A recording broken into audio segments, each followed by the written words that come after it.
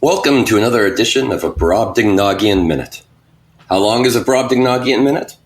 Well, as long as it takes for the Teenage Mutant Ninja Turtles to be popular again.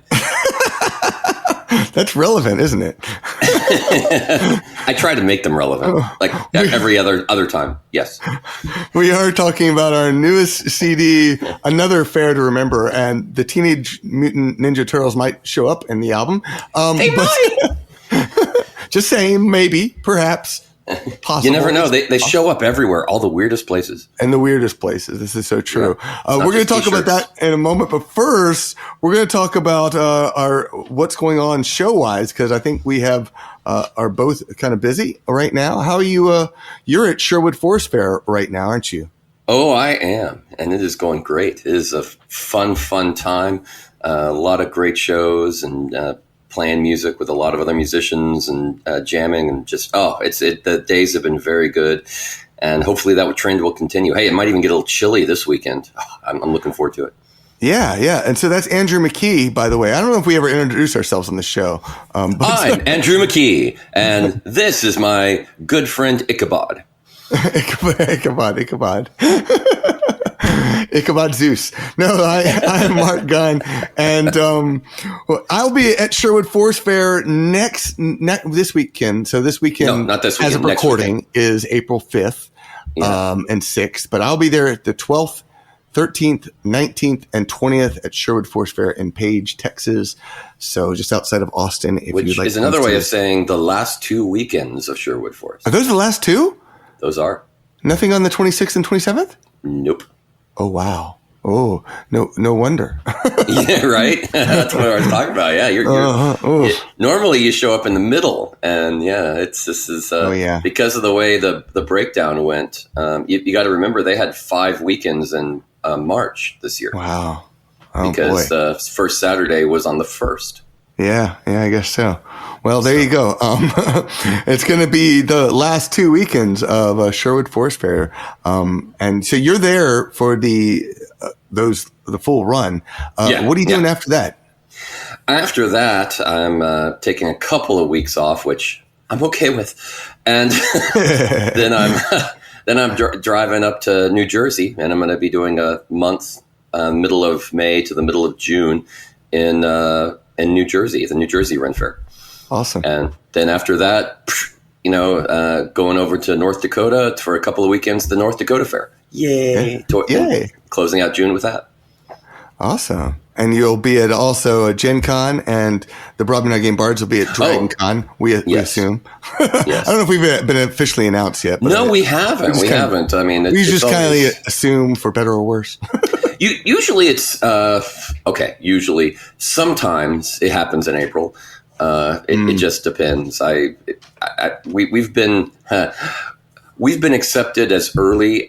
Historically, we've been accepted as early as March and as late as July.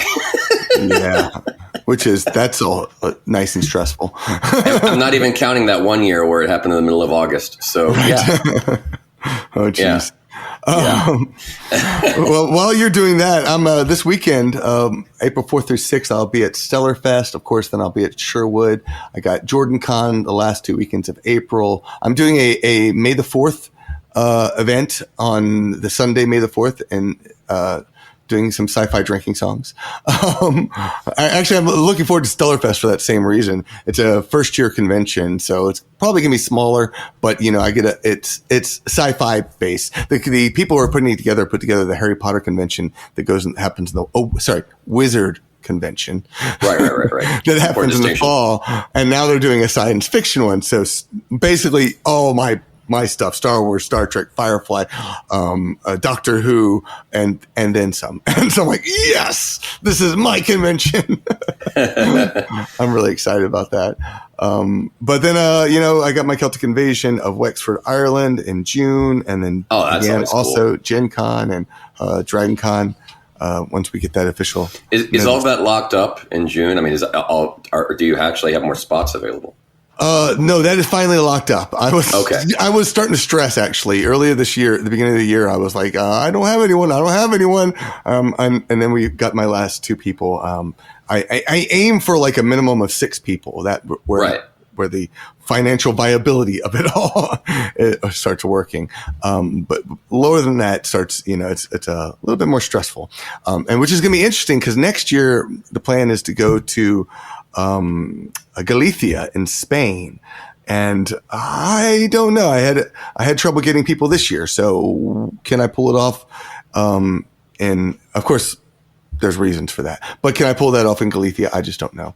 We'll see if at least I know early enough that I can start planning and create an itinerary. I'm sure every year is probably very different. I mean, you have the political climate and the all of these different aspects going on year to year. I'm not looking forward to the exchange rate because the dollar just plummeted with the new economy.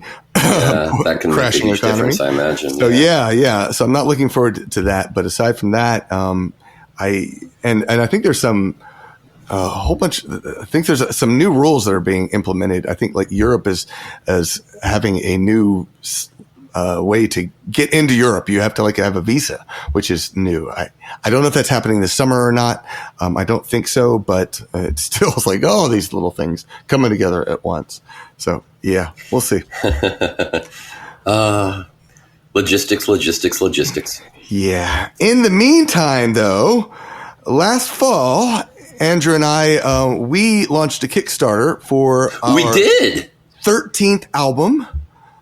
Is that our 13th? Yeah, it's our 13th, I think, studio album. Might be albums in general, but 13th album that we've put out, according to my count. And that also includes like an EP that we released, a Christmas EP. But yeah, 13 albums. And this one is called Another Fair to Remember. And we decided to do it a little bit different this year for this album in that we step back in time. Back in 2001, we released an album called A Fair to Remember. That album was our pick of the top 10 Renaissance Festival songs, plus some of our favorites and a little interlude, which is a lot of fun. And then we also decided to take that idea and bring it to the future. Now, you actually came up with this idea also. Why was that, Andrew? What was the impetus behind that? This idea? Which idea? Do you remember why we went from A Fair to Remember to Another Fair to Remember?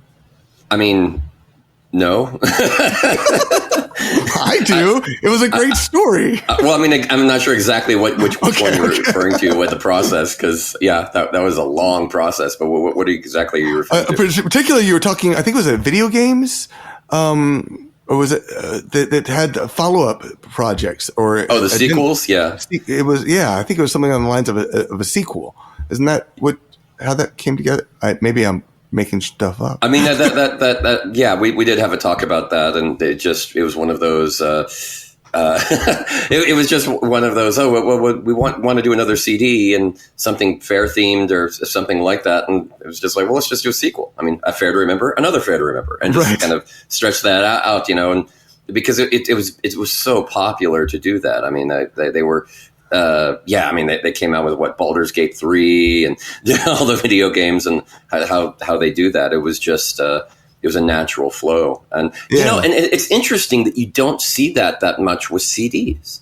You don't see sequels on CDs that wanting to reinvent the wheel every time. And it struck me. I have my album Sci-Fi Drinking Songs, and I was like, that one sells really well. It'd be a perfect album to have a sequel to, but I haven't done that. But that's what I loved about this idea, because it was sort of like a continuation. We got started performing at Renaissance festivals. A Fair to Remember was, in my mind, still is like one of the quintessential Renaissance festival CDs. It is. It took a few years to get there, but I think it was a beautiful project, and I wanted to have a continuation of that. Now, my original idea was that we would do the exact same thing. We'd start off with the first 10 Renaissance Festival songs that we thought were awesome and we loved, and then we'd have other stuff, but that's not how it turned out. I'm still stuck on your other CD. I think it should be the Sci-Fi Drinking Songs. It should be the future of Sci-Fi Drinking Songs. The future of Sci-Fi Drinking Songs. That's good. I like that. See, I like keep the sci-fi angle in there. I'm just saying. Yeah, well, like at my Irish drinking songs for cat lovers, same thing. It was like I should have just said, this second one should have been Irish drinking songs for cat lovers 2, because I think that would have the name would have. Or no, you should just have like a sequel name, like Irish songs for cat lovers, part 2, the second meow. Right. Well, who is it? Yeah. Seymour, actually. I still remember his suggestion and still wishing I took it, which was Irish Drinking Songs for Cat Lovers, Paw 2. Oh, God. He was a master at the puns.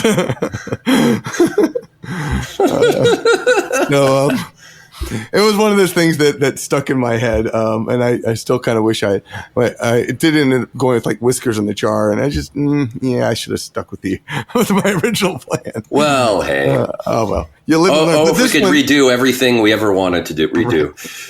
Right. Well, this album is another Fair to Remember, which it's continuation as the title gives, and it is. Renaissance Festival songs. When we were picking the songs, we're like, let's stick with stuff that fits the theme. Right. So let's go into some of those tracks. You have something? Well, I like that we added. We didn't go minimalist. We went with the old school. We're putting a lot of tracks on here. Right. Yes. I like that too. We tried to get close to the goal back in the day was always okay. CDs hold a lot. Let's aim for around an hour of music, and we almost hit that with the CD, and that was so good. Well, I think. Yeah. Did you see the final time? I think it was around 58 minutes. I thought it was 56, but maybe really? It might have been 57 rounding up. Yeah, I think it was 57 and change. So I just kind of say it's close to 58. Yeah, and I it's funny, so early on you had said you wanted a minimum of 15 tracks and you were aiming for about an hour of music. And I at the time I was like, oh, that's a lot. And then I was like, oh, turned out back with mp3.com, it was a very valuable way. Because then if you promote particular songs, they shot up the charts. The whole album shot up the chart. Right. And which was really good. And then, time went by, and personally, I was like, I was having trouble mentally, and still have trouble mentally, pulling together 17 tracks and making sure they're mixed and mastered and sound good together and flow well. And I was having trouble with that. So even this project was, to me, a big challenge. You're not wrong. and then of course we did the same thing, and we ended up going for 17 tracks, just like the original song. And then how do we pull all that stuff together? And it was a challenge. Yeah, it was. I mean, I think the biggest problem or the biggest challenge was that unlike the old one, where we had pretty much all the tracks on the CD, we already played. I mean, we were already used to how to finalized arrangements, and that's true. This one, I mean, some of the songs we were like, hey, here's this new song. We need to do this. We'll figure it out. And it's like, oh, okay, I'll start recording that tomorrow. Yeah. As I arrange it. And it was really, it was really strange. I mean, and also the element of we were remote. I mean, we got together for several days to kind of finalize some arrangements and get some of the recording done. But a lot of it was very back and forth. You'd record something, then I'd record a part, and then you'd go back to you and you'd record a part or re-record a part, and I'd record a part or re-record a part, and it would just it was the remote aspect was a lot. It was like a tennis match as opposed to going to the studio together and doing it all. Yeah, and unlike our last CD, which is I Will Not Sing Along, I was also thinking a lot about how to make the songs to be more like both a Renaissance Festival and a Brobdingnagian Bards CD. Because one of the things that I've recognized about us performing together and even a lot of our CDs is there's this interaction between us that is a lot of what a lot of our Nagians love, is they love that interaction between us. So like, for instance, in South Australia, one of the first things I did was like, I want having some interaction. So in the middle of the song, I start, ribbing Andrew, trying to make sure that to capture that comedy aspect. And that was one of the things, is I wanted the interaction. I wanted some instrumentals. I wanted some sing-alongs, shout-alongs, or something like that. And again, a lot of that interaction. And I feel like we did a good job with that. I think we did. I think it was a very uphill battle, because you wanted to have that interaction. You wanted to have a good variety. You wanted to make it reflective of who we are now, but you also wanted to make it true to the original 2001 CD. Right. 24 years ago. I know. You're just kind of like, it's like, yeah, we need to do all of this. And I'm like, okay. Sure, we can do that. And you know what? I want a pony. Right. I mean, it's just, it seemed almost naive when you were first talking about it. And I was trying to not, be mean and just humor you and go, okay, yeah, sure, we can try that. Yeah. But somehow we pulled it off. I think you're right. It kind of came together. Yeah. I definitely feel like it worked out. But let's go through some of the tracks, and we can talk a little bit about them and, your thoughts. So, for instance, like the first track. Oh, and the other thing I should point out is that originally there was a 5-song EP that we released back like 3 years ago, I guess it was. That is true. In preparation for this. And so some of the tracks, not many, were reused from that, weren't they? I think. Yeah, they were remixed, and there was some fixes and edits done. But yeah, I don't remember exactly what was on it. I think South Australia was on it. Black is the Color. However, we have a new recording of Black is the Color. Yeah. I think the Irish Rover was on it. I think it was. Yeah, I think so. Was the Raggle Taggle Gypsy on it? I think maybe. And I should have brought that list up, shouldn't I? Yeah. And Star of the County Down too. I think that was on it too. Okay. I think, but that's right. Several of those, I know Star was re-recorded as well. I think the Irish Rover might be the same version. It was kind of nice to be able to do that, because that sort of gave a nice preview for fans, and they liked it, but it also allowed us to be like, no, we can do better on that. Yeah. And yes, exactly. And we learned a little bit even in the process. Yeah. So, yeah. So South Australia, what are your thoughts about South Australia? Man, I thought you were about to sing the song. You're just like, so South Australia. You had that same cadence as the song. And I didn't I? Yeah. I've listened to it so much because of the mixing and mastering. I thought we were going right into it. Yeah, South Australia. Well, that is definitely that is the first track on there, and I think it was a good choice. I like the interaction. This is one of the things that I was going through the songs, and I think sea shanties in particular are work really well for interaction, for getting people to having us go back and forth. And so, again, when I recorded my part first, and then made room for Andrew to throw back his own little jokes back at me. And that was an interesting process. But had a lot of fun, throwing you up and putting you in my daughter's dresses and such. Which, again, goofy and fun.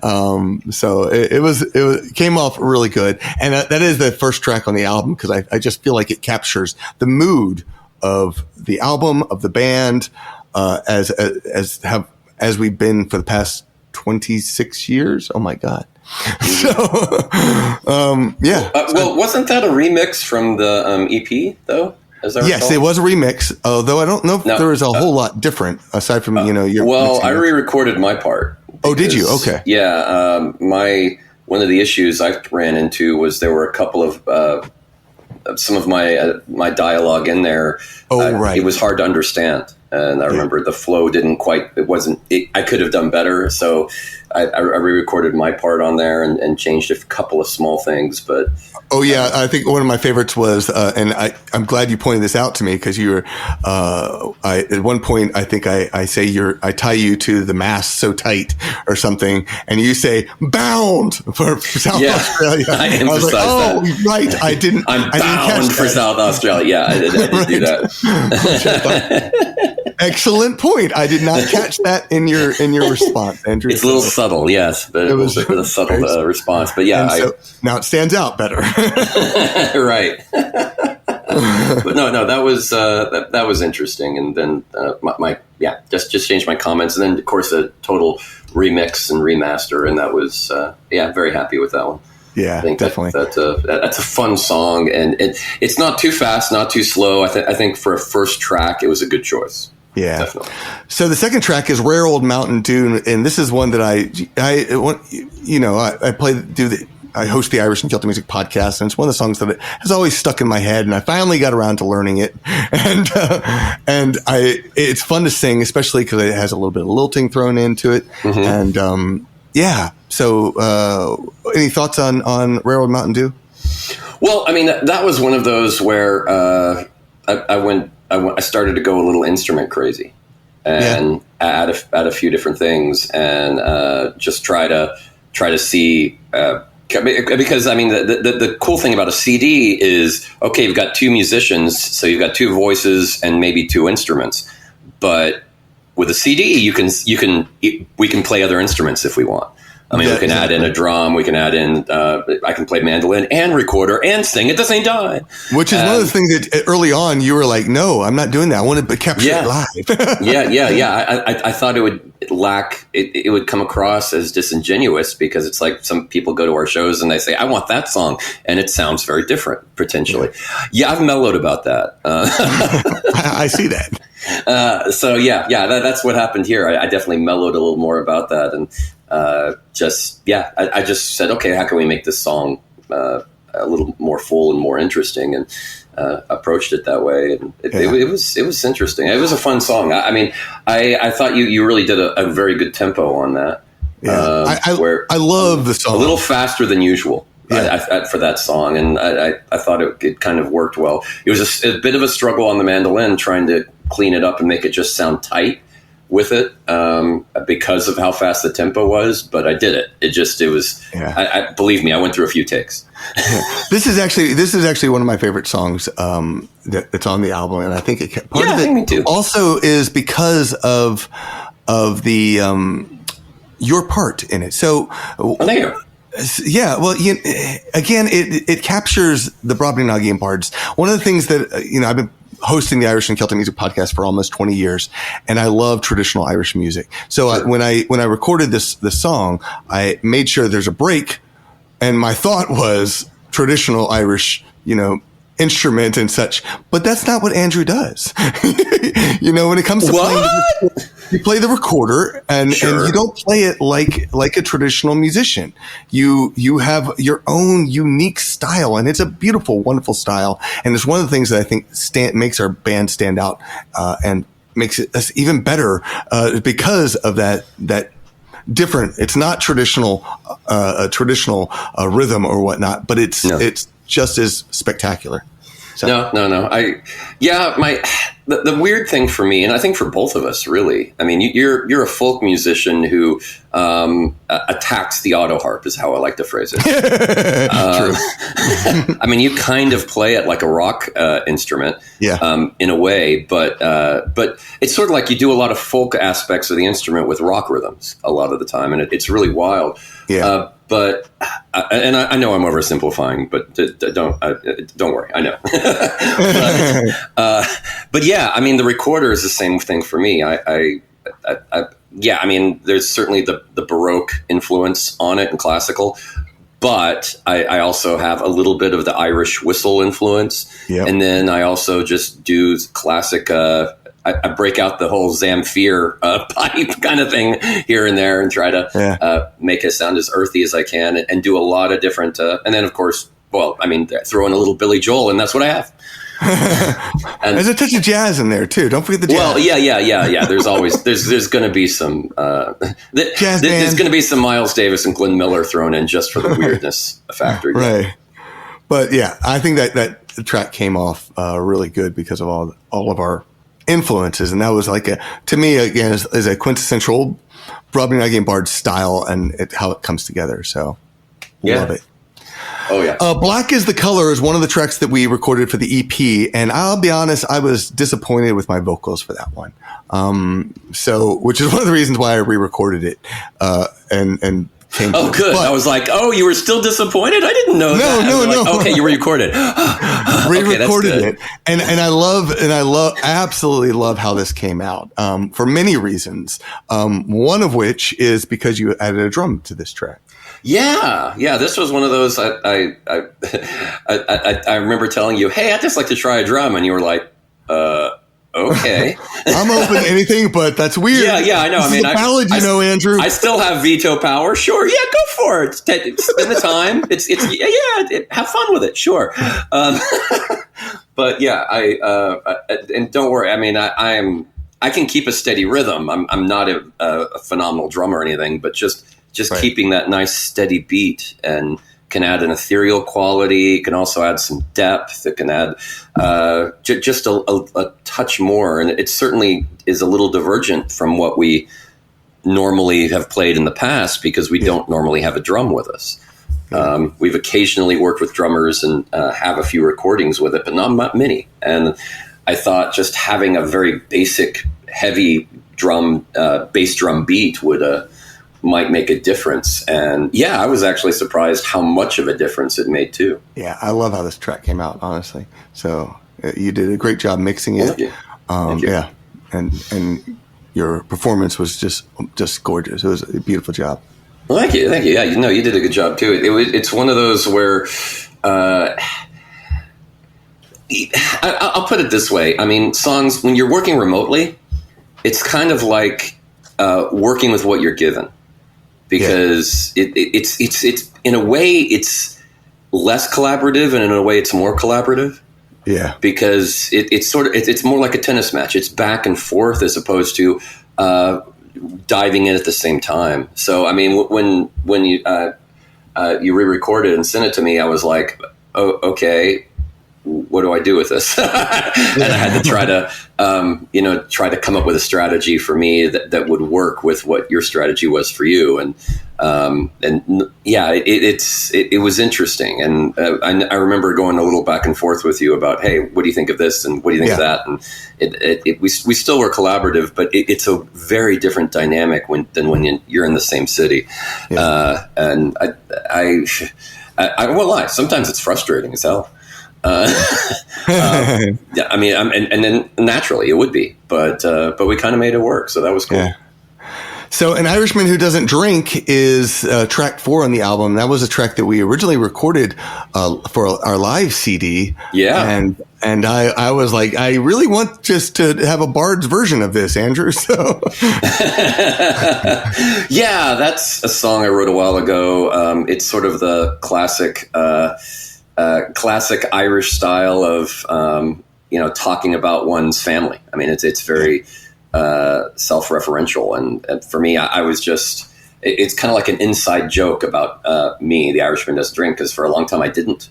And we like to make fun of you a lot during that time. Oh yeah, we did, and I got on board because it was always that classic joke of we'd do all these gigs and travel around, and Mark would do the drinking and I'd do the driving, and we were a very successful band. And you always got the bonus beer because we'd be at a pub and somebody would tip us with 2 beers, and I'd be like, enjoy them, Mark. And both. And then I'd drive us home and let you sleep it off in the back seat, that kind of thing. But it was just one of those fun songs where I use a lot of the stories of my family, and some I just made up and just had some fun with, and a little humor. And the songs actually evolved a little bit over the years. The original draft was a little different. The chord structure was a bit different, and the melody was a bit different. But it's kind of finally it finally hit a decent place where it works as a song, and I'm happy with it. So I never checked to see if it's different from the version we did on the live CD. That'd be interesting. Oh, it is. It is. Oh, good. Oh, I guarantee you it is. Oh, nice. Very cool. Because it's very. I know I do it differently. I mean, it may not be very different, but it has certainly. There's been a small evolution that's improvement each time, and cool. I like that. And it's just a fun little song. And I actually played that this last weekend at Sherwood. Awesome. Because we've been working on it so much. I was like, well, I should bring this song out again. Yeah. It's like I told you. Is like, this is, as far as I'm concerned, this is my new CD for the year. So I'm going to be having it at my shows and trying to sell some copies of it over in the next for the coming future. So I really thought that was an interesting. Makes sense to do that. Call to throw that in there, because I would originally, when we were talking, I figured it'd be towards the end of the CD, because I figured it'd be like, okay, the first 10 tracks are going to be traditional Irish songs or traditional fair songs, and approach it that way. So when it was original, I was like, oh, really? You're thinking about putting that far up in the thing? Well, that's okay. There's a bunch of reasons for that. Number one, as far as the original idea of having 10 tracks just didn't flow right. Right. I feel like a lot of our best stuff really does come down to our original tracks, and this being yours, which admittedly was stuck in my head for like a week or two, or maybe 3. I'm sorry. Okay, I'm not.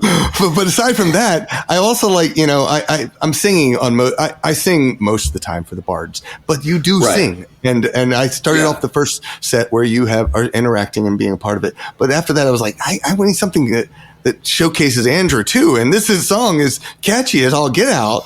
I feel like it's the perfect little introduction, especially after my ballad. I'm like, let's bring Andrew in and have him sing right here. And I thought it worked out really well. Yeah, that's a good point. Sometimes some CDs, it was more of a balance where I'd lead a song and you'd lead a song, and I'd lead a song and you'd lead a song. Some CDs, it's more you leading the song and me singing on the chorus kind of thing, or I'm playing recorder and not singing. And this one, was definitely more of a you being lead singer thing, which I mean, it's not bad. It's just, it just kind of, sometimes it just works out that way. So I see your point that putting me in there as the lead singer on one early on made sense.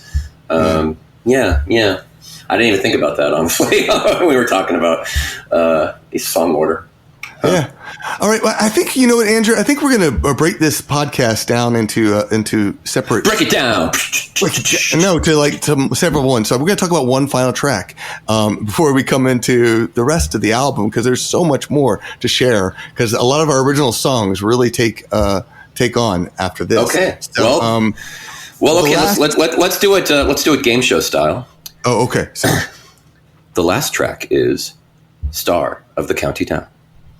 How's that game show? I thought you were going to be saying. So you're remember how on the old game show Password, they tell the audience, what the password was, because the players on there, one would say it to the other, try to get the other one to guess. So they'd have the voice on the television go, "The password is," and then they'd say it and make it all quiet and like. I thought you were going more towards Family Feud, name 5 things that. Okay, come on down. You're the next contestant on Star of the County Down. That's where I thought you were going. All right, yeah. All right, today we have Star of the County Down. Let's play the feud. And that's kind of where I was going. But okay, so Star of the County Down. No whammies, no whammies. Stop. You just knocked out the woman with the brown hair, and Oh, yeah. But no, that was just a lucky guess. I've actually never seen game shows. Dude. Yeah, never used to watch them. No, not I. No. You may be younger than I am, but you are.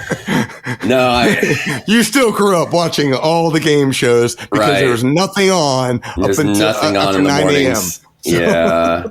Yeah, you watch those morning cartoons, and then around 8:30, all of a sudden, it go away. And you could sometimes make it to 9. Sometimes it depends. It depended on the year. If you really wanted to watch Captain Kangaroo, ew.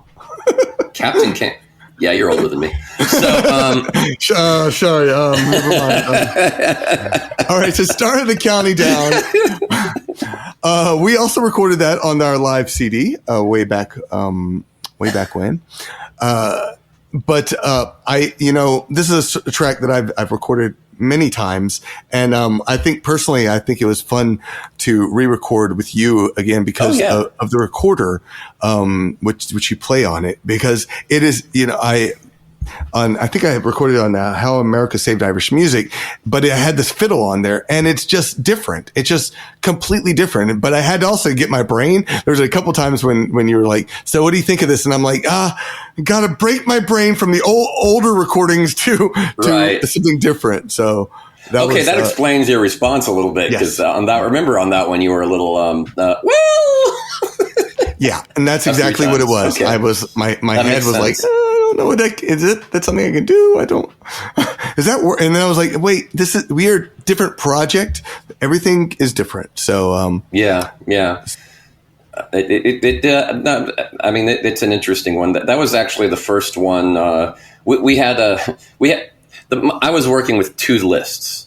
The first list was the song order that I was given, not the final song set list, but the song list of, we just had to have some order, and Star of the County Down was number 1 on it. Yeah. So that was one of the first ones I worked on, and it was really, there was a lot of trial and error, because it's like regular R&D with music, when you're starting a new CD and you're recording and then mixing and mastering and trying different effects. It's like, okay, let's make the auto harp sound good, and let's try this, and let's try that, and okay, let's make the recorder sound good. Which are we changing EQ? We're doing with the standard one. What are we doing? And it just it's really it's a test process, and of course the first one or two it takes 10 times as long as the others, because after that you just kind of say, okay, boom, use the same settings as that one from the preset I made. Boom, we got it. Because on these future ones, on Love Song to Alcohol, well, we're going to make the auto harp sound like we did with Star of the County Down, and just do it like that. It's a lot easier later. So this was one of them that I spent a lot more time on, and I think you and I went back and forth with a little more than the others. Yeah. Definitely. But I didn't know it was because you were comparing it to earlier versions. I thought you were just being critical, but that's cool.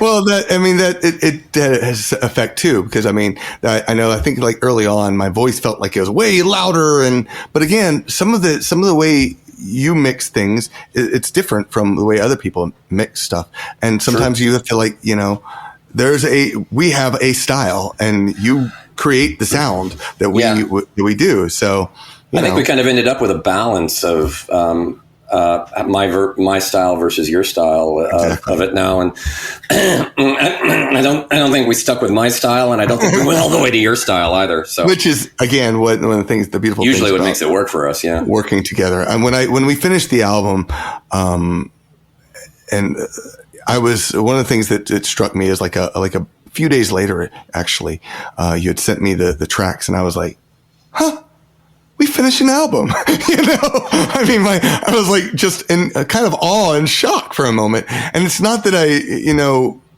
don't know what it was. I think, the last album we put together, and it just felt different. This was like 17 tracks. We worked a lot together. I think that's one of the big things, is you and I worked a lot. It was together. More collaborative than the last few, that's for sure. Yeah. And we also, some of the last few, we also spread out a lot more, where we did a track here, we did a track there. This was like this was a sprint, not a marathon. Yeah. It felt like a marathon, but we were just like, okay, we've got it. We can, the spread out part was, getting course song bits together and putting it all together in a folder, and just kind of saying, okay, now we've got a month to put this together. Let's go. Yeah. And then we just ran like crazy. So when you were just, as you describe it, at the end I just kind of stopped and said, wow, we made a CD. For me, I'm like, I feel like it was at the end of the race, and I was just saying, okay, and I'm falling over. Exactly. And passing out, and that was more how it felt for me. But hey, Yeah. but I get you. I get you. Yeah. So it was fantastic. I really enjoyed working with you on this, Andrew. Oh yeah, it was good. It was a blast. It was different, and I one of the things I really liked about it was I'm on the road full time now, so it really forced me to finalize my my setup, my sound recording and editing, and my computer setup, and all the plugins and everything I might need, my entire setup. Because every once in a while I'll be like, oh, where did that? Do I not have that plugin anymore? Oh, son of a... Okay, I got to get that fixed. And then set that up, and it just... Now my whole setup's finalized, so it was very beneficial. All right. Well, we will be back next month with another episode where we're going to... Oh, is that all? Man. I know. We got Hobbit songs. There's a Renaissance... There's a Witcher song. There's another pub song. Sea shanty. There's an instrumental. We have a lot of great stuff to talk about there. There are 2 instrumentals. Shut your mouth, you. Well, no, I'm talking about for the next episode. Oh, I'm not discounting the second one. We're just saying... next episode. Oh, so I see. That's all I'm talking about here, man. Don't get offended, okay? Just making sure you weren't, keep it together. Disregarding one of those tracks man. we worked on, man. No, man, I am not. They quickly forget so much. All right, we're going to finish up with a rare old Mountain Dew for this episode, so you can get a little taste of that. Now, the album will be out. When is this album going to be out? Probably not until I know we're going to have it by Gen Con and Dragon Con. Sure. So look for it there. But otherwise, at our shows, you'll find it. But when it will be officially released, I'm going to say probably next fall. So stay tuned for that. Don't you mean this fall? Yeah, this fall. Next fall. Next fall will be next year's fall, right? Not just Shut up. Yes. Anyways, thank y'all so much for listening. Here is Rare Old Mountain Dew. And we will be back again next week. Next month, man. All right, ready? Yep, diddle-I-yay. Sláinte.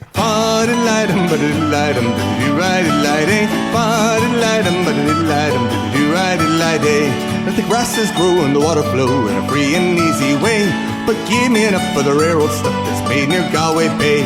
Come gouge us all from Donegal, Sligo and Leitrim too. We'll give them a slip and we'll take a sip of the rare old Mountain Dew. Ba-da-la-dum, ba-da-da-la-dum, ba-da-da-ra-di-la-day. Ba-da-da-la-dum, ba-da-da-la-dum, ba-da-da-ra-di-la-day. At the foot of the hill, there's an eagle still that smoke curls up the sky. By a whiff of the smell, you can plainly tell there's poaching brewing nearby. For it fills the air with perfume rare, betwixt both me and you. At home we roll and we'll drink a bowl, a bucket full of Mountain Dew. Ba-da-la-dum, ba-da-da-la-dum, ba-da-da-ra-di-la-day. Ba-da-la-dum, ba-da-da-la-dum, ba-da-da-ra-di-la-day. Now learned men that use the pen have writ the praises high of the rare poaching from Ireland green, distilled from wheat and rye. Throw away your pills, it'll cure all ills, be a pagan, Christian, or Jew. So take off your coat and grease your throat with a rare old Mountain Dew. Ba-da-da-la-dum, ba-da-da-la-dum, ba-da-da-ra-di-la-day. Ba-da-da-la-dum, ba-da-da-la-dum, ba-da-da-ra-di-la-day. Ba-da-da-la-dum, ba-da-da-la-dum, ba-da-da-ra-di-la-day. Ba-da-da-la-dum, ba-da-da-la-dum, ba-da-da-ra-di-la-day.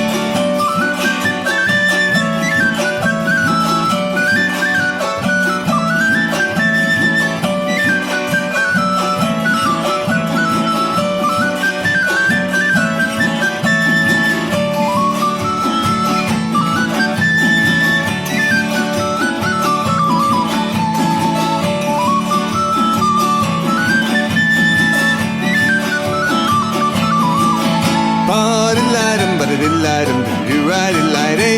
Ba-da-la-dum, ba-da-da-la-dum, ba-da-da-ra-di-la-day. Ba-da-la-dum, ba-da-da-la-dum, ba-da-da-ra-di-la-day. Ba-da-la-dum, ba-da-da-la-dum, ba-da-da-ra-di-la-day. Ba-da-la-dum, ba-da-da-la-dum, ba-da-da-ra-di-la-day. Ba-da-la-dum, ba-da-da-la-dum, ba-da-da-ra-di-la-day. Ba-da-la-dum, ba-da-da-la-dum, ba-da-da-ra-di-la-day. Ba-da-la-dum, ba-da-da-la-dum, ba-da-da-ra-di-la-day. The Brobdingnagian Bards episode of this thing was produced by Mark Gunn. That's me. Oh, and Andrew McKee. That's I. I think you're supposed to say me, but No, it's not you. It's me. No. What I mean is, if you're saying I, that's very Scottish, and you're more Irish. Well, I mean, it's also very Power Rangers. Ay. What the heck? You had to watch Power Rangers to get that. But don't worry. This podcast was also produced by the important grouping of Leonardo, Michelangelo, Raphael, and Donatello. Do you mean the Teenage Mutant Ninja Bears? No, dude. Turtles. Like, really? Like, really? Go Okay, eat your Leonardo. pizza, man. All right, if you want to sign up to our mailing list and find some free MP3s and download, get some updates, go to thebards.net. You'll also find us over on Patreon, which is where our mailing list is actually held. So go sign up. And Patreon, you cannot go wrong. The next time, just wait for that. All right, we'll talk to you later. Sláinte.